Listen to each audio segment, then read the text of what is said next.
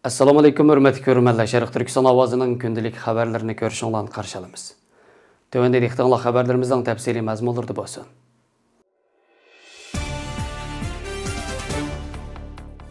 Xitay Kompartiyasının Sharq Turkistonni qo'zg'agan atalmış Qizil vatanparvarlik tarbiyasi harakati har qaysi universitet, o'rta boshlang'ich maktab, yaslilarda qizil naqshlarni etish, qizil hikoyalarni so'zlash, Xitoy Kompartiyasining tarixiga aloqador bilimlardan zihin sinash musobaqalarini o'tkazish, qizil tarbiya bazalarini ziyorat qilish, universitetlarda tarix muzeyi qurish qatorliq vositalar bilan Xitoy Kompartiyasining tarixini o'rganish tarbiyasi orqali elib berilmoqda. Universitetlarda qurilgan tarix muzeyi 1952 yili silingan atalmış Azadlık binasının asosi qurilgan bo'lib, intayin muhim tarixiy materiallar qo'yilgan bu muzey atalmış qaynab turgan qizil madaniyat muhitiga ega ekan. Xitoy Kompartiyasi cho'ng tutganda Uyg'urlarning rayondagi eng burun qurilgan shundaqla Uyg'ur milliy ma'rifining barliqqa kelishi, rivojlanishi, zamonaviy ilm-fan va adabiy tili shakllanishi, ham fan tadqiqotining barliqqa kelishida ul aslalik rolini o'ynagan bu maktabning Uyg'ur professorlarini, mas'ullarni tutgan qilgan edi. Tangritog to'rining xabar qilishicha, tarix muzeyi 6 ko'rgazma zaliga bo'lingan bo'lib, bular Oltin yillar, Qizil maras, o'rinni chang tutish degan temalarga bo'lingan. Bu yil Xitoy Kommunistik partiyasi qurilganligining 100 yilligi o'tkazilgan bo'lib, bu sababli maktablarni nuqta qilgan holda qizil tashviqotni zo'r darajada kuchaytirmoqda. Lekin kuzatuvchilarning qarashicha, bu muzey va uningdagi qizil vatanparvarlik tarbiyasiga oid material va buyumlar Xitoy hukumatining 2017-yili cho'ng tutqun bilan tang boshlaganligini, Uyg'ur tarixi va madaniyatini inkor qilib, uning o'rniga umumyuzlik Xitoy tarixi va madaniyatini dasitish, Uyg'urlarning tarixiy izlarini uzil-kesil o'chirib tashlash planiga xizmat qiladiganligini bildirgan. Analizchilarning qarashicha, Sharq Turkistonda islom madaniyati asosida shakllangan milliy ong va turmush shakli Xitoy hukumati uchun aytganda atalmış kasal ong va g'ayri turmush odati bo'lib, Xitoy uni yo'qotib bir yerga borganda uning o'rnini to'ldirish uchun allaqachon tukirib tashlangan kommunizm safsatisini qayta paydo qilib, xalqning mengisini so'lchil ideya bilan yuyib, ularni o'z millatini va aloyidiligini unutgan bir to'p manqurtlarga aylantirishga urinmoqda.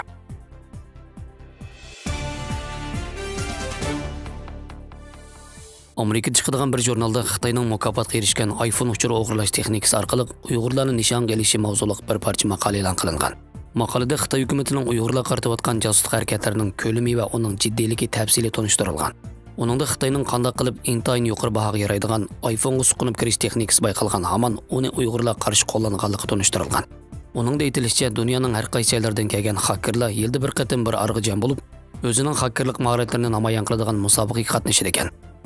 Odatda Google, Microsoft, Alma qatorliq shirkatlar bu musobaqalarni qo'llaydigan bo'lib, ular bu orqali o'zlari bozorga solgan mashg'ulot sistemasi, iPhone qatorliq mahsulotlardagi yo'shurun ojiz nuqtalarni tepib chiqqan mayirlarni mukofotlaydi ekan va bu tepilgan yo'chiqlarni tuzadi ekan. Dunyoning har qaysi joylaridagi sarxil hakkerlarni jalb qiladigan bu musobaqada ko'p yillardan buyon Xitoy hakkerlari eng yetakchi kuch bo'lib, million dollar mukofotlarga erishib, sarxillar qatorida o'z nomini tiklagan ekan. Biroq 2017-yilga kelganda bularning hammasi to'xtab qolgan. Chunki o'ylanmagan yerdan Xitoydagi eng muhim texnik shirkatlarning biri bo'lgan Chexoning qurg'uvchisi va bosh ijroiya amaldori chet elga chiqib hakkerlik musobaqasiga qatnashadigan Xitoy fuqarolarini oshkora tanqid qilgan. Natijada Xitoy hukumati uzun o'tmayla Xitoy tor bexatarlik tadqiqotchilarining chet ellardagi hakkerlik musobaqalariga qatnashishini cheklagan va uning o'rniga Xitoyning o'zida bir musobaqa ta'sis qilgan. Tianfulong deb atalgan bu musobaqaning ochilish marosimi 2018-yil noyabrda o'tkazilgan bo'lib, bu musobaqada 200 ming dollarlik eng yuqori mukofot Chexo 360 tadqiqotchisiga berilgan. U eng yangi iPhone'larni oson va ishonchli kontrol qila oladigan bir qator zanjirsimon texnikalarni ko'rsatgan bo'lib, kishini hayron qoldiradigan bu texnika uzun o'tmayla Xitoy hukumati tomonidan Uyg'urlarga qarshi ishlatilgan. Xabarda diqqat qo'zg'aydigani qalaymiqonchilik deb atalgan bu ziyonli hakkerlik texnikasi Xitoy Chishunjao tomonidan kashf qilinib, musobaqada mukofotga erishib 2 oy o'tgandan keyin Uyg'urlarga qarshi qo'llanishga boshlagan. Alma shirkatining oid az uchraydigan blog yozmasini e'lon qilib, hujumning 2 oy ichida yuz berganligini, bu hujumning boshqa bir mustaqil tor bexatarlik tadqiqotchisi ahvolini bayqab, Alma shirkati xabar qilguvchi va Alma shirkati yo'chiqni atkuchi bo'lgan orliqchi davom qilganligini dalillagan. Xabarda bayon qilinishicha, 3-yil qadam qo'ygan Tianfulong Amerikaning kuchli diqqatini qo'zg'ayotgan bo'lib, uning Xitoy armiyasi bilan zich bog'lanish borligi, shundaqla Xitoy istixboroti uchun odam qabul qiladigan so'ringa aylanganligi gumon qo'zg'amoqda ekan.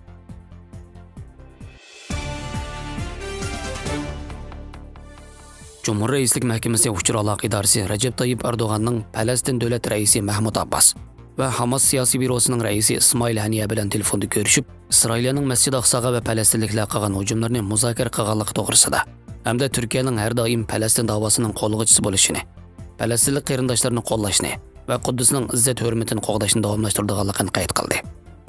İsrailiyaning Sharqi Quddusdagi falastinliklar qilgan hujumlarga qarshi Turkiya miqyosida norozilik namoyishlari o'tkazildi. Turkiya miqyosida İsrailiyaning Sharqi Quddusdagi falastinliklar qilgan hujumlarga va falastinliklarning Sharqi Quddusning Shayx Jarroh mahallasidagi uylardan majburiy haydab chiqarilish xavfiga duch kelishiga qarshi norozilik bildirildi.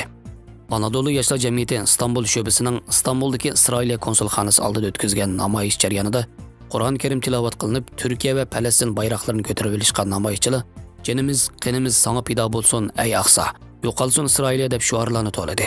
Turkiya kadrlar uyushmasining a'lozi sho'basi Malatiyada minglarcha kishi avtomobil karvoni shakllantirib, Isroiliyaning Quddus va Masjid Aqsodagi hujumlarga norozilik bildirdi.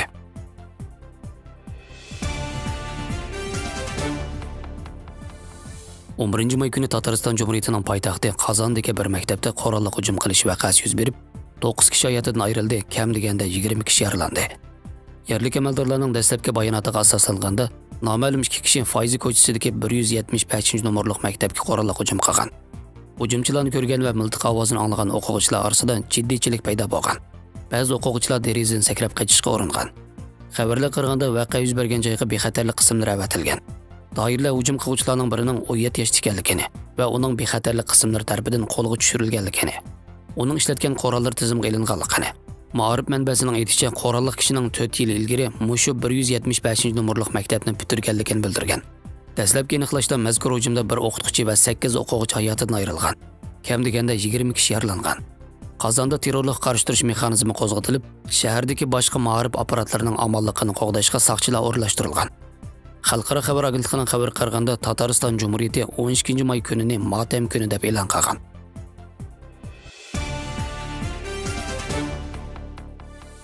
Kundalik turmushda ko'p uchraydigan mineral suv yoki boshqa ichimlik botilkalari odatda polietilin, glokol, teriftalatdan yasaladi. Bunday materialni xom ashyo qilgan mineral suv va boshqa ichimlik botilkalari yuqori temperaturga bardoshlik berolmaydi. Odatda temperatura 70 Selsiya gradusga yetgan vaqtdan shakli o'zgarib ketadi. Agar yuqori temperaturlik muhitda uzoq muddat turib qolsa, botilka ishlab chiqarish jarayonida xom ashyo materiali qatilgan bir qism yordamchi dorilar chiqib ketadi. Bunday moddalar salomatlikka foydasiz ta'sirlanib keladi. Shunga pishg'irim yoz kunlari eng yaxshisi mineral suv yoki boshqa ichimlik botilkalarini avtomobilning ichiga uzoq qo'yib qo'yishdan saqlanish kerak. Eskartib qo'yishga tegishli yana bir nuqta shuki, ba'zi kishilar qulaylik bo'lish uchun ichimlik botilkalarini vaqtli stakan qilib oladi yoki ichimlik botilkalariga boshqa ichimliklarni qochilib oladi. Mutaxassislarning tushuntirishicha, har qanday mahsulotning o'ziga yarasha ishlatish usuli bo'ladi. Ichimlik botilkalari bir qatimli ishlatishchanlikqa ega mahsulot bo'lib hisoblanadigan. Shuning uchun ichimlik botilkalarini eng yaxshisi takror ishlatishdan saqlanish kerak.